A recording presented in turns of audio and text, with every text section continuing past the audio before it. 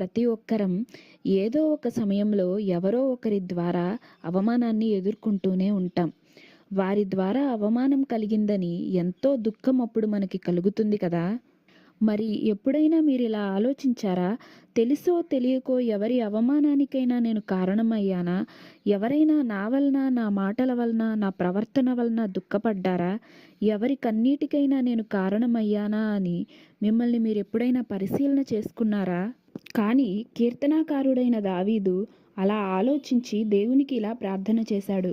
ప్రభువా, సైన్యములకధిపతివగు యెహోవా, నీ కొరకు కనిపెట్టుకొని వారికి నా వలన సిగ్గు కలుగనీయకుము. ఇశ్రాయేలు దేవా, నిన్ను వెదకు వారిని నా వలన అవమానమునొందనీయకుము. ఈ ప్రార్థనను కీర్తనల గ్రంథం 69వ అధ్యాయం 6వ వచనంలో మనం చూస్తాం. అందుకే పరిశుద్ధ గ్రంథంలో దావీదు సుబుద్ధిగా, దేవుని హృదయానుసారుడుగా పిలువబడ్డాడు. దావీదు